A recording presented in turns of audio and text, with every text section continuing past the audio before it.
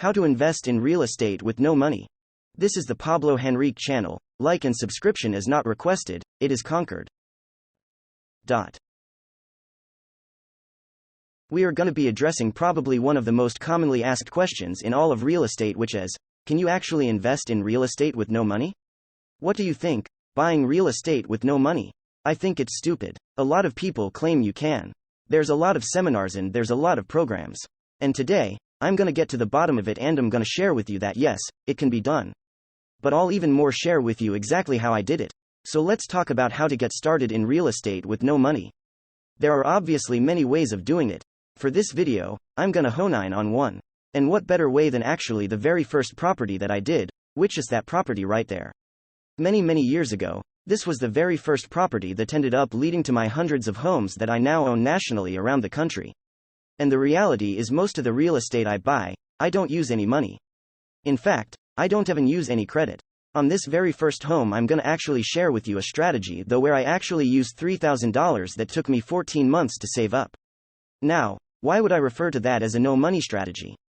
Well, typically in real estate, if you're gonna put 20% down, that can be $30, $40, maybe even up to $50,000 that you need for buying a single family home below the median. $3,000 compared to $40,000, I'm practically gonna call that no money.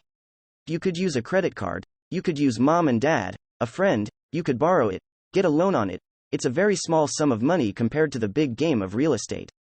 Well, tell you what, my very first mentor told me that there's some things that I needed for me to make this strategy work. He said I needed a 2-year work history, a basic credit score, and that I need enough time on the job.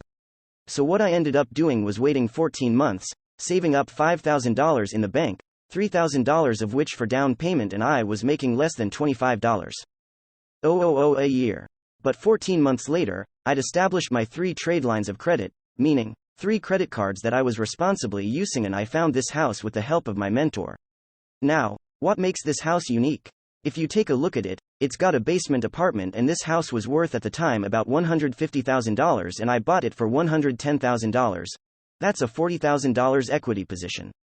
So the day I bought this house, I was able to rent the basement, have the basement actually cover my entire mortgage, and I walked into $40,000 of equity. Now, this house was bought with just the traditional FHA loan, which even less than average credit scores can qualify for. And so I bought this first house this way. I lived in it for 12 months and even thought it was my home. I considered it an investment because I bought it with that equity. 12 months later, I was able to harvest the equity in it that I could use it to buy this next house that I'm about to show you. This is the second house that I bought. One of the things that's great about this house, like my first house, is it also has a mother-in-law basement apartment, which essentially means that I was able to rent out my basement and have it pay for 80% of my mortgage. Now, how did I buy this house? Well, I got a home equity line of credit from the bank because of that huge equity position on my first house, and basically that's what did my down payment to buy this house. Now my first house turned into one of my first official investment properties, paying me over $500 a month of residual income meanwhile living in this house, and you can see it's a significantly nicer house. Well, the equity in both of these properties were leveraged to buy my third house, my fourth house. And now let me introduce a second strategy today for how to buy real estate with no money. I used the equity in these homes to buy these 4 houses, but I had developed a new type of asset. It was a relationship asset. It was a capital asset where I was able to go to my relationships and say, hey, look at what I have done here in real estate, and they've chosen to partner with me. My first partner was my father-in-law. In fact, when I started buying my homes, I was so young, he thought I was crazy because I was a college kid.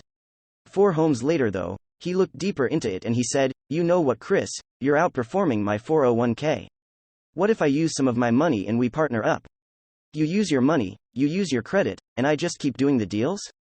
Hey, that's a win-win. Well, I got up to that 10 properties as a senior in college, and I started thinking to myself, you know what I really need? I need more father-in-laws. I went and found more father-in-laws, so to speak. I went and found a doctor in the community that had been tracking my results, an executive for a company, a couple of other individuals, and had a chance to take them out to lunch, show them my track record. And you know what? They all said, sure, we'll put up the money, we'll partner with you because you got a track record. Ultimately, that's what led to hundreds of homes. So those are my 2 favorite strategies for doing real estate with no money. This is the third house that I've ever lived in.